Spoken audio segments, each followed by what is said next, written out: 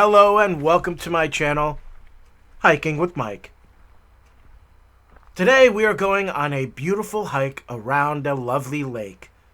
We'll be going through the forest, through moss-covered trails. It's quite scenic. It's very nice. And then we'll be chased down by a moose. A moose who was very angry and wasn't happy that I was there. Let's just say it did not end well for me. Yeah, it did not end well. Of course, none of that happened, and I'm just making it up, but you will get to see some beautiful footage in 4K.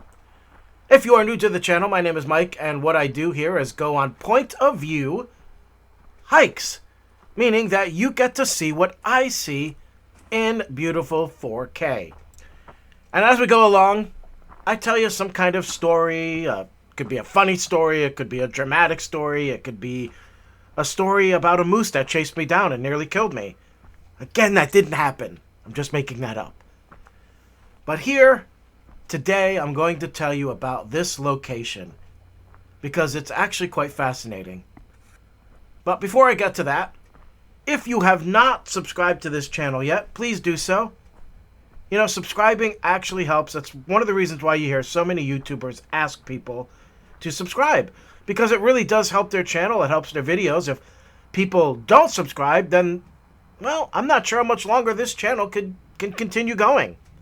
And also, be sure to kick that like button. Give it a good kick.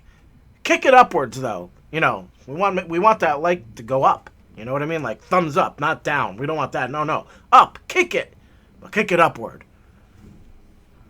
Now, before I continue and tell you about this beautiful location, I got some business to take care of.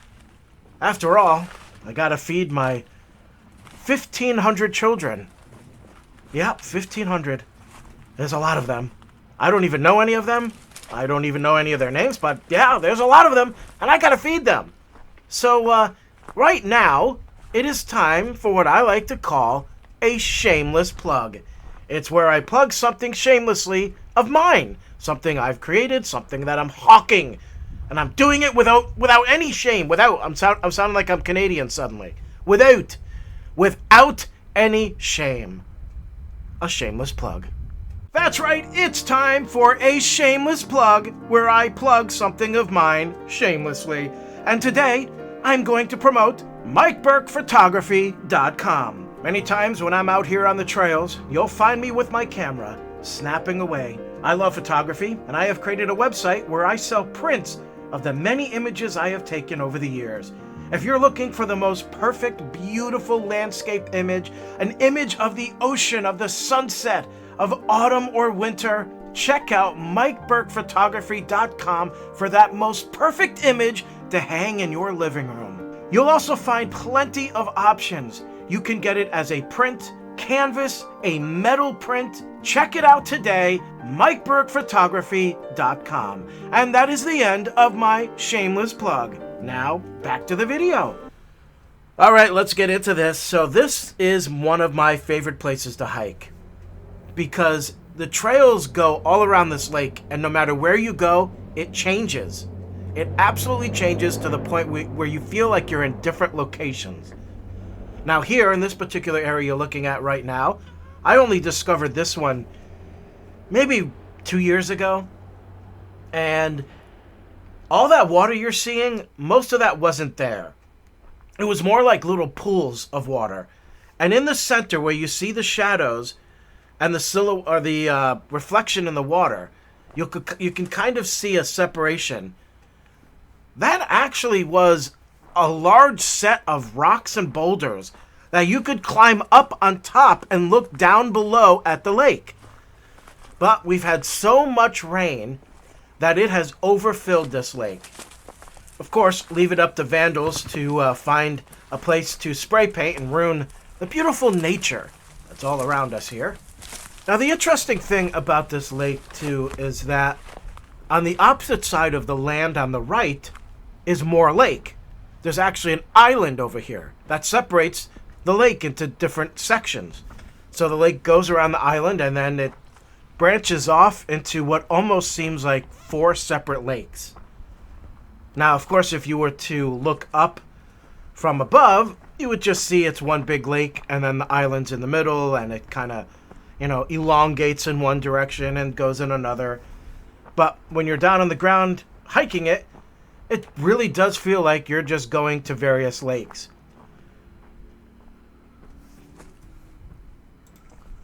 But I really love this place. Now, on the opposite side of the lake in the summer, I typically go there a little before sunset. There's this rocky beach, which right now is completely underwater. But usually you can walk out there at least 12 feet. And when I go there, nobody's ever there. So it's only just me. And I'll go out to that little rocky beach and stand there and look at the lake. It's so calm. There's dragonflies all over. It is really peaceful. And I'll watch the sunset. I've gotten some of my best photos from doing that.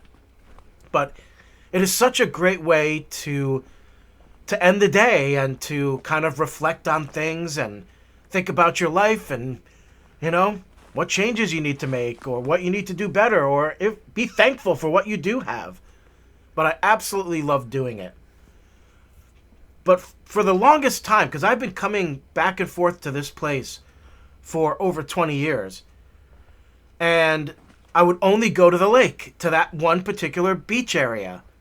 And there wasn't much hiking to do. It was pretty much like a 10-minute hike.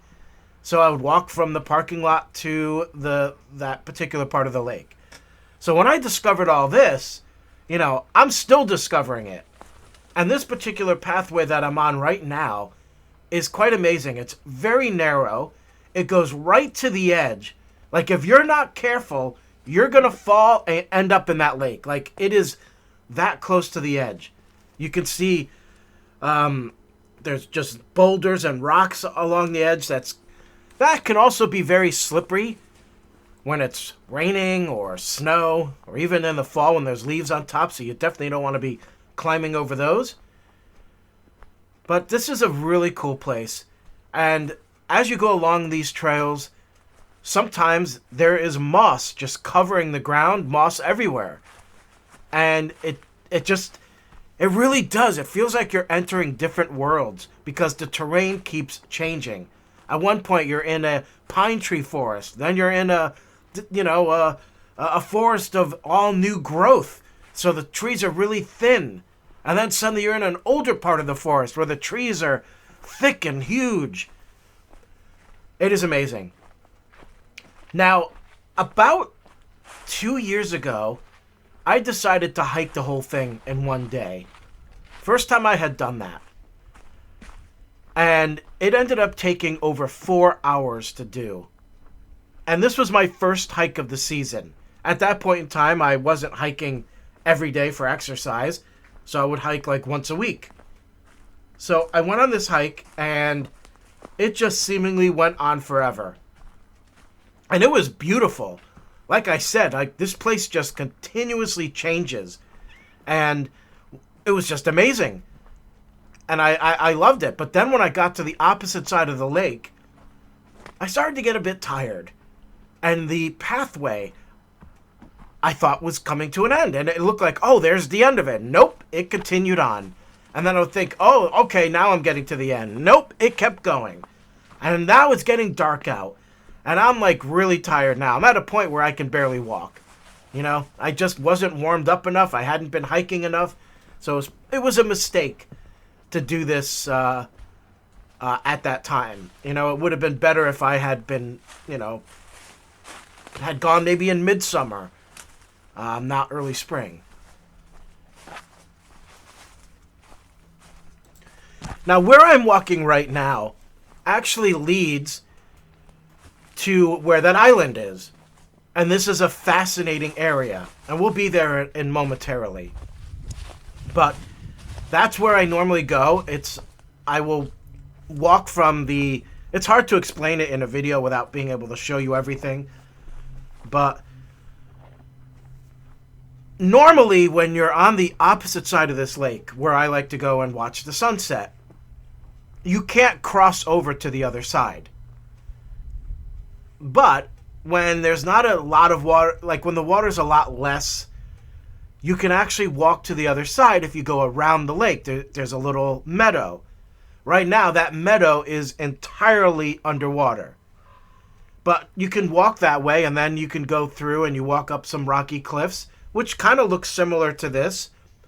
And then you walk around, and you get to the other side, which would be this side. And normally what this side actually looks like is a desert. It actually would look like a desert. Like, you could see the rocks underwater if you look carefully enough. But usually this is all a rocky beach over here. And you could climb up on top and look over and get great views. But even further down, it's just mind-blowing to me because you're usually way up. And now all that's underwater. So the lake is pretty much filled to capacity. But I'm going to show you some footage or some comparison photos of what we're looking at here so that you can see. So you can see this was only 4 months ago. 4 months ago, and you can see all the rocks. You can see that none of this was underwater. It's pretty amazing. But there's a point I want to make. There's a big point I want to make. So I'm going to show you a clip of where I go to see the sunset. So here it is. You can see the entire lake completely full. Now I want you to see what it looked like just a few months ago. Do you see that? Look at the difference. It looks more like a river than it does a lake. And you can see all that grass. That blew my mind. Because before this point, I had been at the lake. And it was full. The water was going into the forest. And then I come here just like a month or so later, and a lot of the water had evaporated. And all this grass grew in. And it was luscious and green and thick. It was quite amazing. But the point I want to make is this was the result of a small drought that we had in the area. But last year, a lot of the country, the United States, was going through a drought. Some areas worse than others, to the point where lakes were completely drying up. They were finding old ships and wreckages and boats and things like that. But lakes were drying up, and it was happening here as well, and people were panicking. Oh my God, we're done. We've destroyed the lakes. They'll never come back. And then autumn came along. And then the rain began. And then the rain never stopped. And these lakes all filled back up. You would never know that there was a drought. And now it rains constantly. It's going to rain today, as a matter of fact. It rained right after I shot this video. It just constantly rains. And it fills this water back up. So that's the point I want to make. Don't panic. Don't freak out. Because think of it this way. That water goes up. Do you think it goes to space?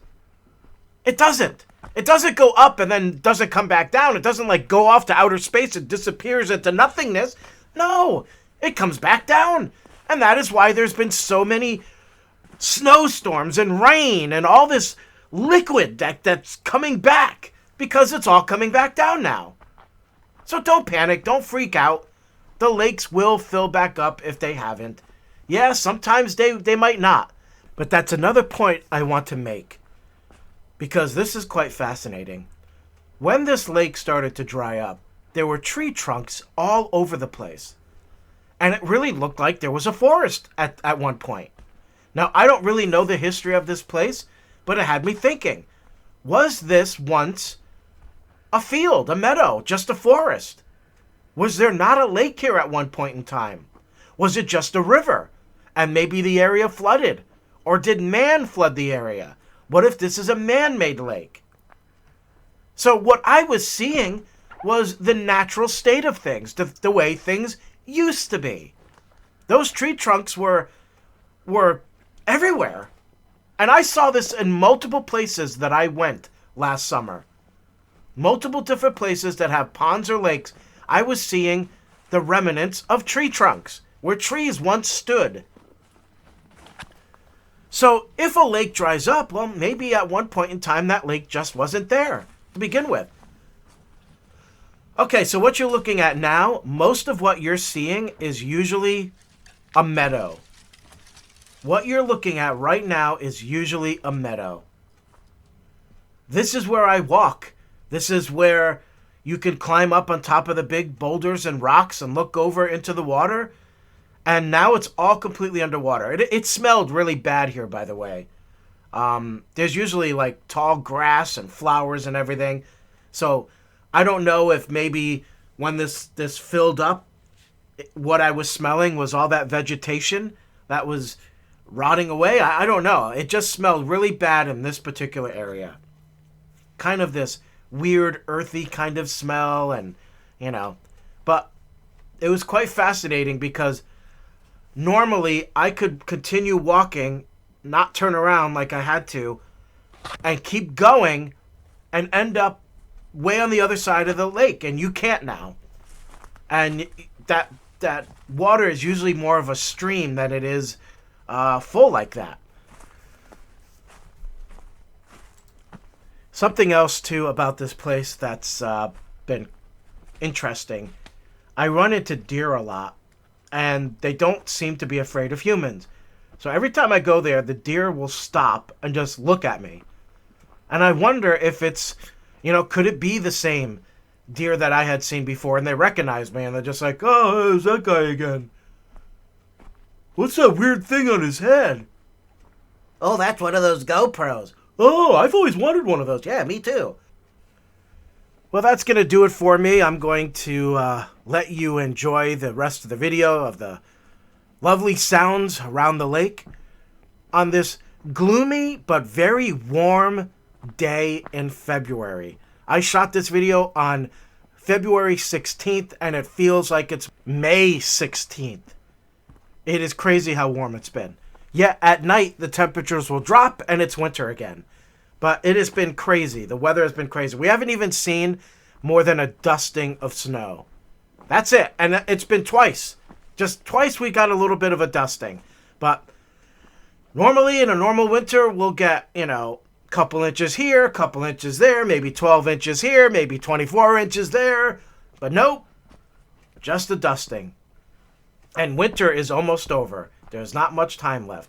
I should say, though, that those of us who live in the area that I live, we should never be fooled by this, because in the past we have had March that was more like February, where it snowed every day, all day long, the temperatures were cold, and it was more like winter in March than spring. And then suddenly April comes along and it all stops. And about 7 years ago, it was snowing through at least half of April, so you just don't know. So you can never be fooled by this. All right, thank you for watching, and enjoy the rest of the video.